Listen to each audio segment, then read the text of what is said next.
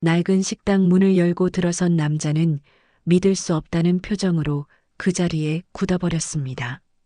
10년 전 자신의 손으로 관 뚜껑을 닫았던 여자가 앞치마를 두른 채 식탁을 닦고 있었습니다. 그녀는 놀라지도 반가워하지도 않았습니다.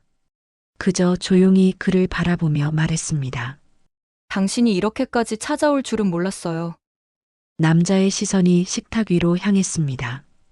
어린 소녀의 그림일기가 펼쳐져 있었고 한 줄의 문장이 그의 가슴을 찔렀습니다. 오늘도 엄마는 무덤에 꽃을 두고 왔다. 그는 떨리는 목소리로 물었습니다. 그 아이는 누구야? 여자는 고개를 숙였습니다. 우리 아이예요. 10년 동안 죽은 줄 알았던 아내, 그리고 자신이 몰랐던 아이. 남자는 그 순간 자신이 잃어버린 시간의 무게를 온몸으로 느꼈습니다. 오늘 사연을 시작하겠습니다. 시작하기 전에 구독과 좋아요는 큰 힘이자 사랑입니다. 평범한 수요일 오후였어요. 은행에서 걸려온 전화 한 통이 제 삶을 뒤흔들 줄은 꿈에도 몰랐죠. 고객님, 이정아 명의 계좌가 최근 다시 활성화되었는데요. 본인 확인이 필요해서 연락드렸습니다. 전화기를 든 손이 떨렸습니다. 이정아, 제 아내의 이름이었죠. 아니, 정확히는 10년 전에 세상을 떠난 아내의 이름이었어요. 무슨 말씀이세요? 그 계좌 명의자는 10년 전에 돌아가셨는데요. 네. 하지만 지난주 화요일에 본인이 직접 방문하셔서 통장 재발급을 받으셨는데요. 심장이 터질 듯 뛰었습니다. 저는 황급히 은행으로 달려갔어요. 창구 직원은 확신에 찬 표정으로 말했습니다. 분명히 이정아 씨가 맞았어요. 신분증도 확인했고요. 그럴 리가 없어요. 제가 직접 장례식을 치렀단 말입니다. 직원은 난처한 표호로 고개를 가로저었습니다. 저는 떨리는 손으로 지갑에서 낡은 사진 한 장을 꺼냈어요. 아내의 영정 사진이었죠. 이 사람 맞아요? 직원은 사진을 유심히 들여다보더니 고개를 끄덕였습니다. 비슷하긴 한데 확실하진 않네요. 집으로 돌아오는 길 머릿속이 복잡했습니다. 말도 안 되는 일이었죠. 하지만 마음 한구석에서는 이상한 기대감이 솟아올랐어요. 혹시, 정말 혹시. 집에 도착하자마자 저는 서재로 달려가 오래된 상자를 꺼냈습니다. 그 안에는 아내의 사망진단서, 장례식 사진, 납골당 증명서가 고스란히 들어 있었어요. 모든 서류가 완벽했습니다. 위조의 흔적은 전혀 없었죠. 다음 날 저는 경찰서를 찾아갔습니다. 신원 도용 사건으로 신고하러 왔습니다. 하지만 경찰은 시큰둥한 반응이었어요. 단순 착오일 가능성이 높습니다. 동명이인이거나 은행 측 실수일 수도 있고요. 아니에요. 분명 뭔가 이상한 일이 벌어지고 있다고요. 일단 며칠 더 지켜보시죠. 추가 피해가 발생하면 그때 다시 오세요. 답답했습니다. 아무도 제 말을 믿어주지 않았어요. 그날 저녁 아내의 친구였던 박수진에게서 전화가 걸려왔습니다. 도윤 씨, 혹시 정화 언니 소식 들으셨어요? 무슨 소리예요? 저도 이상해서 연락드리는 건데 며칠 전에 명동 카페에서 정화 언니를 봤거든요. 온몸에 소름이 돋았습니다. 그게 무슨... 처음엔 저도 다른 사람인 줄 알았어요. 근데 분명히 정화 언니였어요. 똑같은 목소리에 똑같은 걸음걸이였다고요. 왜 말을 안 걸었어요? 말을 걸려고 했는데 언니가 저를 보더니 황급히 자리를 피하시더라고요. 마치 저를 피하는 것처럼. 전화를 끊고 나서 저는 한참을 멍하니 앉아 있었습니다. 말도 안 되는 일이었지만 점점 확신이 들었어요. 아내가 살아있다고. 밤늦게까지 잠을 이루지 못하고 서재를 뒤적이던 중 오래된 책 사이에서 종이 한 장이 떨어졌습니다. 접힌 상태로 꽤 오래 보관된 듯한 메모였죠. 펼쳐보는 순간 심장이 멎는 줄 알았어요. 분명 아내의 필체였습니다. 당신이 모르는 세상으로 갈게요. 미안해요. 손이 떨렸습니다. 이게 대체 무슨 의미일까요? 아내는 정말 죽지 않고 어딘가로 떠난 걸까요? 다음 날부터 저는 미친 사람처럼 아내의 흔적을 찾아다녔습니다. 그녀가 다니던 직장, 자주 가던 교회, 봉사활동을 했던 복지관까지 모두 찾아갔죠. 교회 집사님은 고개를 갸우뚱하며 말했습니다. 정화 집사님 말씀이신가요? 그분 돌아가셨잖아요. 혹시 최근에 본 적 없으세요? 글쎄요. 아, 그러고 보니 지난달에 비슷한 분을 본 것 같기도 하네요. 뒷모습만 봐서 확실하진 않지만 복지관에서도 비슷한 답변을 들었습니다. 누군가는 봤다고 하고 누군가는 못 봤다고 했어요. 마치 유령처럼 나타났다 사라지는 것 같았죠. 일주일째 되던 날 저는 아내가 마지막으로 다녔던 병원을 찾아갔습니다. 10년 전 그녀는 그곳에서 암 진단을 받았었죠. 최근 이정화라는 이름으로 진료받은 기록이 있는지 확인해 주실 수 있나요? 접수 직원은 컴퓨터를 확인하더니 고개를 저었습니다. 이정화라는 이름은 없는데요. 낙담하며 돌아서는데 직원이 다시 불렀습니다. 잠깐만요. 혹시 김은이라는 이름으로도 확인해 보실래요? 생년월일이 비슷한 분이 있네요. 김은이요? 네, 석 달 전에 내과 진료를 받으셨네요. 심장이 쿵쾅거렸습니다. 그분 진료 기록 볼 수 있을까요? 개인정보라서 본인이 아니면 곤란한데요. 제발이에요. 제 아내일 수도 있어요. 직원은 난처한 표정을 지었지만 제 간절한 눈빛에 결국 고개를 끄덕였습니다. 보호자로 등록된 분이 없네요. 대신 보호자란에 딸이라고만 적혀 있어요. 딸이요? 네, 당시 어린 여자아이와 함께 오셨다고 간호사 선생님이 기록하셨네요. 머릿속이 복잡해졌습니다. 딸, 우리에게는 아이가 없었는데요. 아니, 제가 알기로는 없었습니다. 그날 밤 저는 오래된 앨범을 꺼냈어요. 결혼 전 사진, 신혼여행 사진, 일상의 순간들. 한 장 한 장 넘기다가 이상한 사진 한 장을 발견했습니다. 아내가 아이를 안고 있는 사진이었어요. 배경은 낯선 시골 마을의 폐교 같았죠. 아이는 3살쯤 돼 보였고 아내는 환하게 웃고 있었습니다. 이 사진을 본 기억이 없었어요.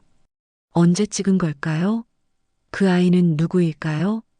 사진 뒷면에는 작은 글씨로 무언가 적혀 있었습니다. 청송리 폐교 앞. 저는 즉시 인터넷으로 청송리를 검색했습니다. 경상북도의 작은 마을이었죠. 다음 날 새벽 저는 그곳으로 향하는 버스를 탔어요. 3시간을 달려 도착한 청송리는 정말 작은 마을이었습니다. 마을 입구의 슈퍼에 들어가 사진을 보여주었죠. 혹시 이분 아세요? 슈퍼 주인 할머니는 사진을 유심히 보더니 고개를 끄덕였습니다. 김은희 씨 아닌가? 지금도 저 언덕 밑에서 작은 식당 하고 계시는데 숨이 멎는 것 같았어요. 지금도요? 그럼 오늘도 장사하고 계실 거야. 저 길로 쭉 가면 나와. 할머니가 가리킨 방향으로 걸어갔습니다. 다리가 후들거렸어요. 정말 그녀가 있을까요? 10년 동안 죽은 줄 알았던 아내가 언덕을 내려가자 작고 낡은 식당 하나가 보였습니다. 은인의 식당이라는 간판이 달려 있었죠. 문 앞에서 한참을 망설였습니다. 손잡이를 잡았다 놓기를 여러 번 반복했어요. 그리고 마침내 문을 열었습니다. 식당 안은 조용했습니다. 점심시간이 지나서인지 손님은 없었어요. 그리고 안쪽에서 한 여자가 식탁을 닦고 있었죠. 그녀가 고개를 들었습니다. 시간이 멈춘 것 같았어요. 10년이라는 시간이 무색할 만큼 그녀는 그대로였습니다. 조금 야윈 것 같았지만 분명 제 아내 이정화였어요. 말이 나오지 않았습니다. 그녀도 저를 보며 멈춰섰죠. 놀라는 기색은 없었어요. 마치 언젠가 제가 올 거라고 예상했다는 듯한 표정이었습니다. 한참의 침묵 끝에 그녀가 먼저 입을 열었습니다. 당신이 이렇게까지 찾아올 줄은 몰랐어요. 목소리도 똑같았습니다. 제가 사랑했던, 그리고 잃었다고 믿었던 그 목소리. 정화야. 이제 그 이름은 쓰지 않아요. 그녀는 담담하게 말했습니다. 저는 비틀거리며 의자에 앉았어요.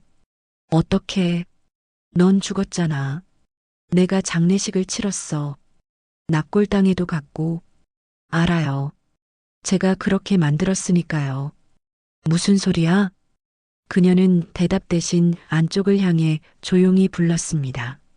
서연아, 잠깐 나와 볼래? 안쪽 방문이 열리고 9살쯤 돼 보이는 여자아이가 나왔습니다. 아이는 저를 보더니 엄마 뒤로 숨었어요. 이 아이는 제 시선이 식탁 위의 그림일기로 향했습니다.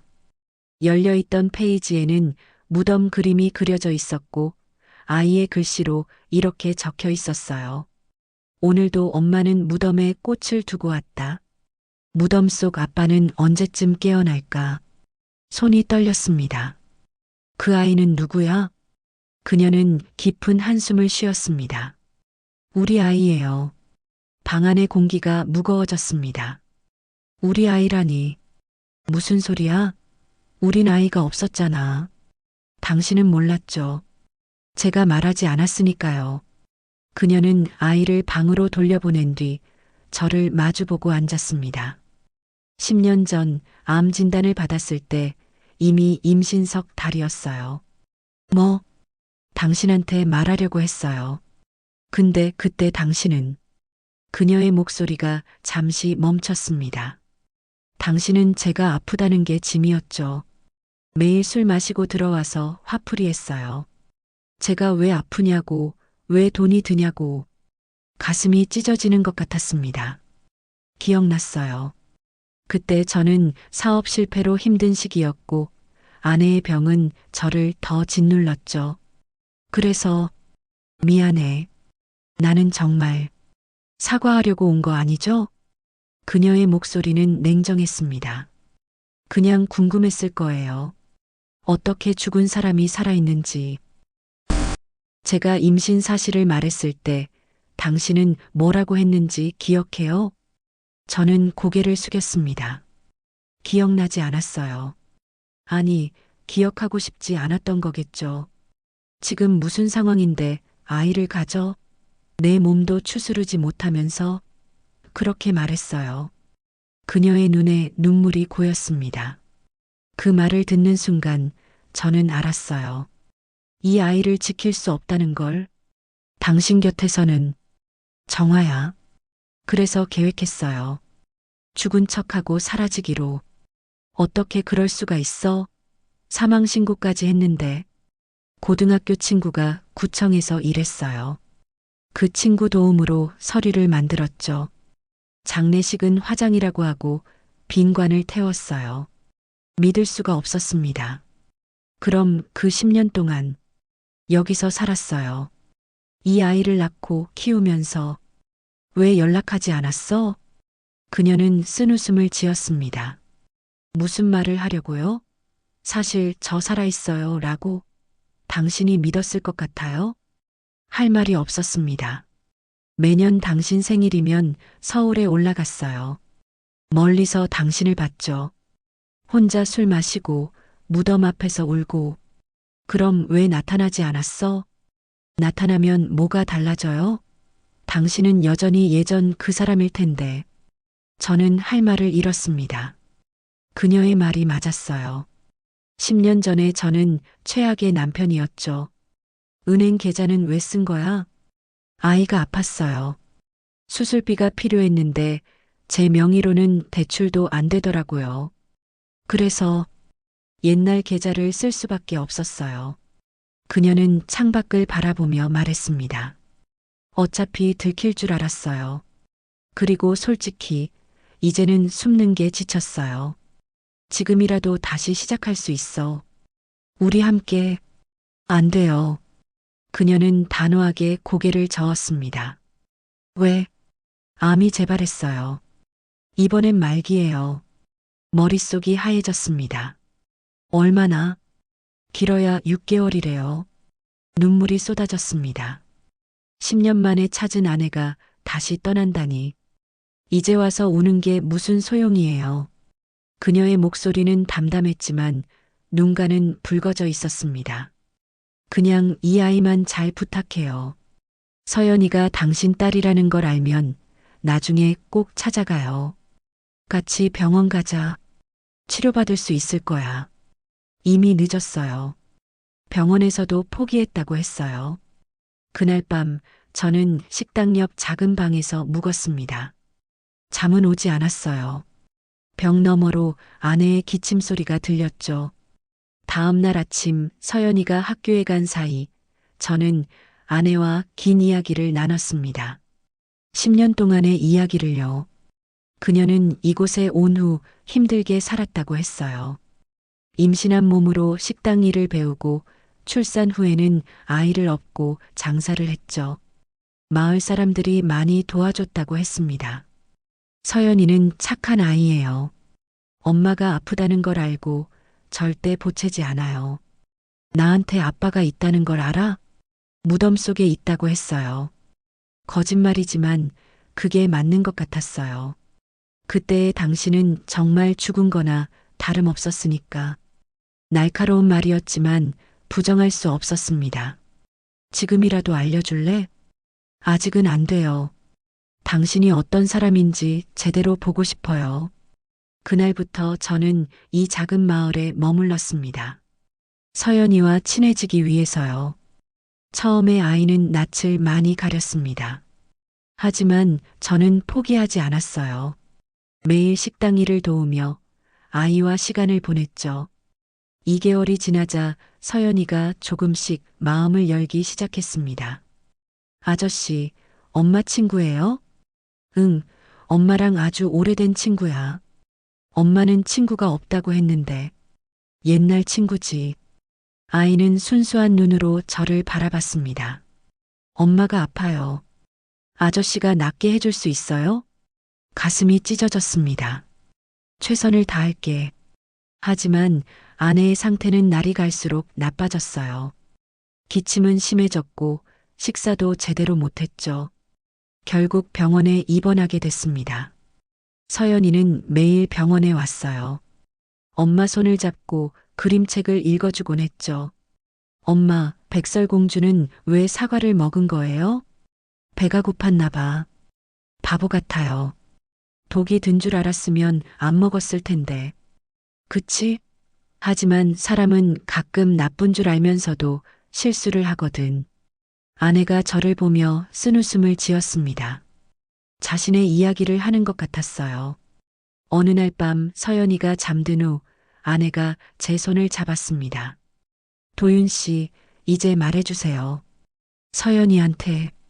지금 제가 시간이 얼마 안 남았어요. 이 아이가 알아야 해요. 자기 아빠가 살아있다는 걸.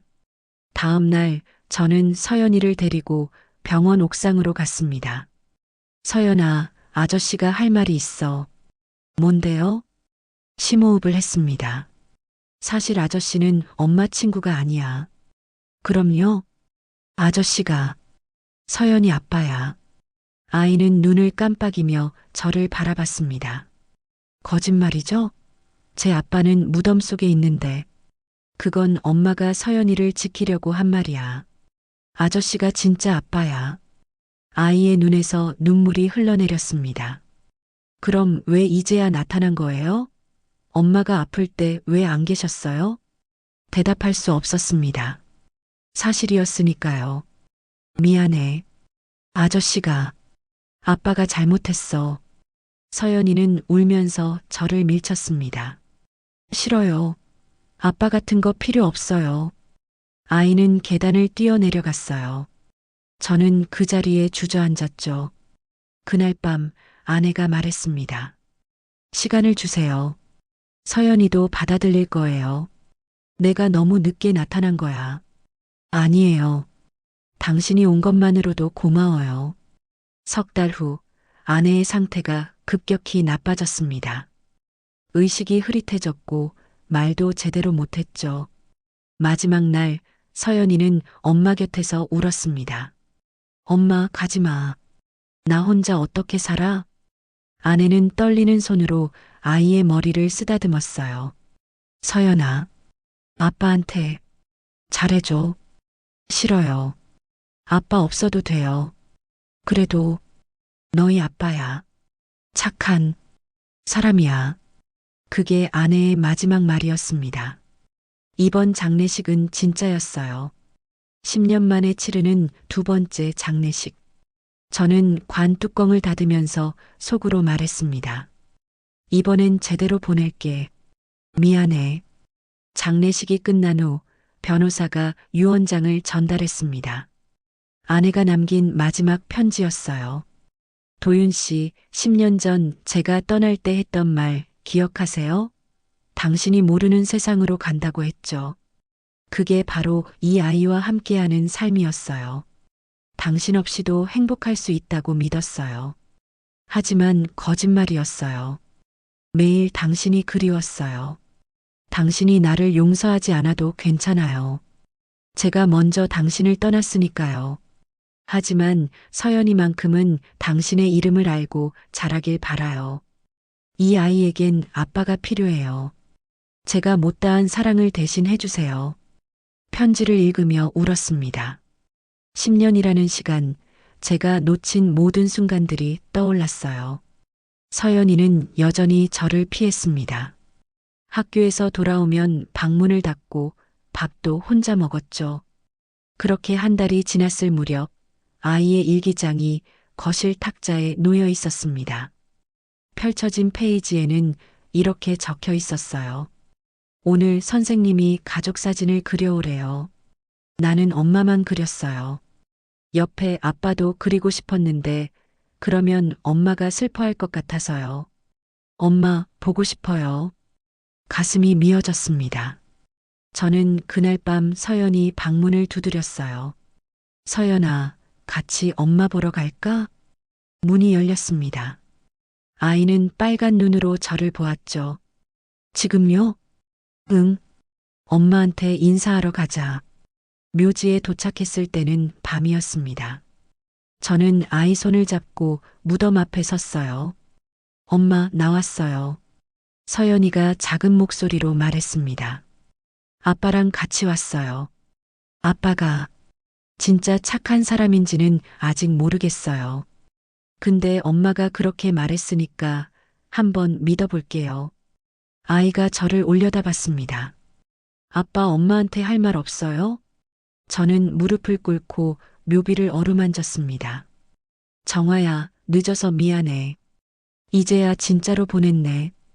그리고 다시 만났네. 우리 딸을. 그날 밤부터 서연이는 조금씩 마음을 열기 시작했습니다. 아빠, 학교에서 애들이 엄마 없다고 놀려요. 그럼 이렇게 말해. 우리 엄마는 하늘에서 우리를 지켜보신대. 정말요? 그럼. 엄마는 서연이가 제일 사랑하니까. 아이는 처음으로 제 품에 안겼습니다. 작고 따뜻한 몸이 떨리고 있었어요. 아빠도 나 사랑해요? 당연하지. 세상에서 제일 사랑해. 1년이 지났습니다. 저는 식당을 계속 운영하며 서연이를 키웠어요. 매주 일요일에는 아내의 무덤을 찾아갔죠. 어느 일요일 서연이가 무덤 앞에서 그림을 그렸습니다. 엄마와 아빠 그리고 자기 자신이 손을 잡고 있는 그림이었어요. 엄마, 우리 행복해요. 아빠가 잘해줘요. 아이의 말에 저는 또 울었습니다. 행복하다는 말, 제가 들을 자격이 있을까요? 하지만 아내가 남긴 마지막 편지를 다시 읽으며 생각했습니다. 용서받을 수 없어도 이 아이만큼은 제대로 키워야겠다고. 묘비에는 이렇게 새겨져 있습니다. 이정화, 2번의 이별, 1번의 사랑. 그리고 그 아래 작은 글씨로 제가 추가한 문구가 있어요. 이제야 당신을 알았습니다. 늦어서 미안합니다. 서연이는 무덤 앞에 꽃을 놓으며 말했습니다. 엄마, 다음 주에 또 올게요. 아빠랑 같이. 저는 아이의 손을 꼭 잡았습니다. 놓치지 않겠다는 약속처럼. 10년 전 저는 아내를 잃었습니다. 10년 후 저는 아내를 다시 만났고 또 잃었습니다. 하지만 이번엔 혼자가 아니에요. 우리 딸 서연이가 있으니까요. 집으로 돌아오는 길 서연이가 물었습니다. 아빠, 엄마가 정말 하늘에서 보고 있을까요? 그럼 분명히 보고 계실 거야. 그럼 엄마한테 보여줄 게 있어요. 뭔데? 이번 시험에서 100점 맞았어요. 아이는 환하게 웃었습니다. 아내를 닮은 그 미소를 보며 저는 다짐했습니다. 이 아이만큼은 행복하게 키우겠다고. 그게 아내에게 할 수 있는 제 마지막 사랑이라고. 집에 도착해 저녁을 먹으며 서연이가 말했습니다. 아빠, 내일 학교에서 가족사진 그리기 숙제 있어요. 그래. 이번엔 누구 그릴 거야? 아이는 잠시 생각하더니 대답했습니다. 엄마랑 아빠 둘 다 그릴 거예요. 우리 가족이니까. 가슴이 뭉클했습니다. 그래, 우리 가족이지. 그날 밤 서연이가 잠든 후 저는 아내의 사진을 꺼내봤습니다. 정화야, 우리 딸 잘 키울게. 약속해. 사진 속 아내는 여전히 환하게 웃고 있었습니다. 창밖으로 별이 반짝였어요. 그 별빛이 마치 아내가 보내는 신호 같았습니다. 잘하고 있어라고 말하는 것처럼. 저는 창문을 열고 밤하늘을 올려다봤습니다. 보고 싶어. 하지만 이제는 괜찮아. 우리 서연이가 있으니까. 바람이 불어왔습니다. 따뜻하고 부드러운 바람이었어요. 다음 날 아침 서연이는 식탁에서 열심히 그림을 그렸습니다. 엄마, 아빠, 그리고 자신. 세 사람이 손을 잡고 웃고 있는 그림이었죠. 아빠 예쁘게 그렸죠? 응, 정말 예뻐. 선생님한테 보여줄 거예요. 우리 가족 행복하다고. 아이는 그림을 가방에 소중히 넣었습니다. 학교에 다녀온 서연이는 신이 나서 말했습니다. 아빠, 선생님이 내 그림이 제일 예쁘대요. 그래, 우리 서연이가 그림을 잘 그리나 봐. 엄마 닮아서 그런가 봐요. 엄마도 그림 잘 그렸잖아요. 맞아요. 아내는 그림을 좋아했습니다. 결혼 전에는 미술학원에서 아이들을 가르치기도 했죠.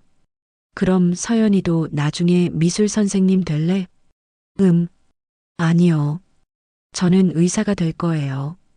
의사요? 네. 아픈 사람들 치료해주고 싶어요. 엄마처럼 아픈 사람 없게. 아이의 말에 눈시울이 뜨거워졌습니다. 그래, 멋진 꿈이네. 아빠도 응원해 줄 거죠? 당연하지. 아빠가 열심히 도와줄게. 그날 저녁 저는 서연이와 함께 아내의 일기장을 읽었습니다. 생전에 아내가 남긴 기록들이었어요. 오늘 서연이가 처음으로 엄마라고 불렀다. 세상에서 가장 아름다운 소리였다. 서연이가 열이 나서 병원에 갔다. 밤새 간호하며 생각했다. 이 아이를 지키는 게 내 인생의 의미라고. 도윤 씨가 보고 싶다. 하지만 이 아이 때문에라도 돌아갈 수 없다. 서연이에게 좋은 엄마가 되는 게 먼저다. 일기를 읽으며 아내가 얼마나 힘들게 살았는지 알 수 있었습니다. 아빠, 엄마가 나를 많이 사랑했나 봐요. 그럼 엄마는 서연이를 세상에서 제일 사랑했어. 그럼 아빠는요? 아빠도 엄마랑 똑같이 사랑해. 서연이는 만족스러운 표정으로 고개를 끄덕였습니다. 계절이 바뀌고 서연이의 생일이 다가왔습니다. 10번째 생일이었어요. 아빠, 생일 파티 할 거예요? 당연하지. 친구들도 초대하고. 엄마도 올까요? 순간 가슴이 뭉클했습니다. 엄마는 하늘에서 지켜보실 거야. 그럼 엄마 목 케이크도 놓을 거예요. 생일날 작은 식당은 아이들로 가득 찼습니다. 서연이는 친구들과 즐겁게 놀았어요. 케이크에 초를 켤 때 서연이가 말했습니다. 소원 빌어야죠? 그래, 눈 감고 빌어. 아이는 눈을 감았습니다. 잠시 후 초를 불며 환하게 웃었어요. 무슨 소원 빌었어? 비밀이에요. 말하면 안 이루어진대요. 파티가 끝나고 친구들이 돌아간 후 둘이서 케이크를 먹으며 이야기를 나눴습니다. 아빠, 오늘 정말 행복했어요. 아빠도, 엄마도 행복했을까요? 분명히 그럴 거야. 우리 서연이가 이렇게 환하게 웃으니까. 아이는 엄마 몫으로 남겨둔 케이크 조각을 보며 말했습니다. 엄마, 맛있지? 우리 아빠가 만든 거야. 그 모습을 보며 저는 깨달았습니다. 아내는 정말로 떠난 게 아니라는 걸. 이 아이 안에 우리의 기억 속에 여전히 살아있다는 걸. 그날 밤 서연이가 잠들기 전에 물었습니다.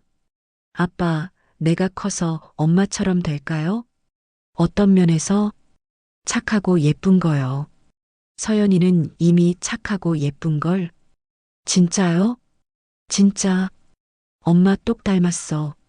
아이는 만족스러운 표정으로 잠들었습니다. 혼자 남은 거실에서 저는 오랫동안 창밖을 바라봤습니다. 별들이 반짝이고 있었어요. 정화야, 고마워. 이 아이를 남겨줘서. 대답은 없었지만 마음속에서 아내의 목소리가 들리는 것 같았습니다. 잘하고 있어요. 고마워요. 10년이라는 시간, 2번의 장례식, 그리고 1번의 재회.